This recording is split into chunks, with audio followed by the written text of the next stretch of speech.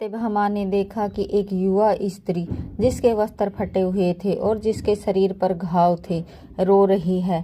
सत्यभामा ने प्रेम से पूछा, बहन क्या हुआ, कौन हो तुम? वो स्त्री रोते रोते बोली, मैं काशी के राजा की पुत्री हूँ। नरकासुर के सैनिक हमारे राज्य पर चढ़ाई कर गए। उन्होंने मेरे पिता को मार दिया, मेरी माँ को बंदी बना लिया और मुझे भी पकड़ लिया था। मैं किसी तरह भागकर यहाँ आई हूँ।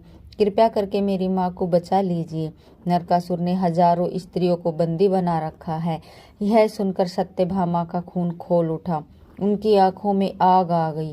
वे तुरंत भगवान श्री कृष्ण के पास गई।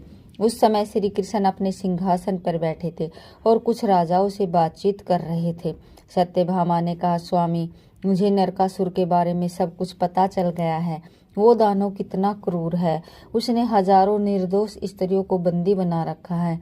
हमें तुरंत कुछ करना होगा। श्री कृष्ण ने शांति से मुस्कुराते हुए कहा, प्रिय, मैं जानता हूँ और मैं यह भी चाहता हूँ कि तुम स्वयं यह निर्णय लो, क्योंकि नरकासुर का वध करने के लिए तुम्हारी शक्ति की आवश्यकता होगी। मेरी शक्ति? सत्यभामा ने आश्चर्य से पूछा। श्री कृष्ण ने कहा, हाँ, क्योंकि तुम पृथ्वी माता का अवतार हो और नरकासुर पृथ्वी का पुत्र है। केवल माता ही अपने पथभ्रष्ट पुत्र को सही रास्ते पर ला सकती है। सत्यभामा को समझ आ गया। उन्होंने दृढ़ता से कहा, तो फिर देर किस बात की, हम तुरंत प्राग ज्योतिषपुर के लिए प्रस्थान करें। उसी रात श्री कृष्ण और सत्यभामा गरुड़ पर सवार होकर प्राग ज्योतिषपुर की ओर निकल पड़े। रात का अंधकार था, लेकिन उनके संकल्प की ज्योति से पूरा आकाश प्रकाशित हो रहा था।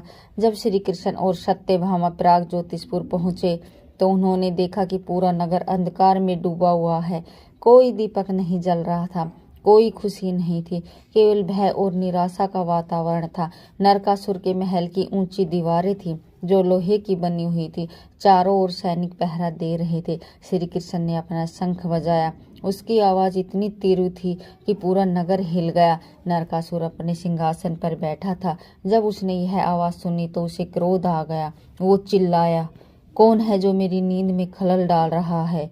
उसने मंत्री से कहा, महाराज, द्वारका के राजा श्री कृष्ण आए हैं। वे आपको युद्ध के लिए ललकार रहे हैं। नरकासुर जोर से हंसा। उसकी हंसी इतनी भयानक थी कि उसके महल की दीवारें कांप उठेंगी। उसने कहा, श्री कृष्ण, वही छोटा सा राजा जो द्वारका में बैठा है, वह मुझसे लड़ने आया है। अच्छा है, मैं आज भी उसे भी समाप्त कर दूंगा। यह कहकर नरकासुर अपनी सेना लेकर बाहर आया। उसकी सेना देखने में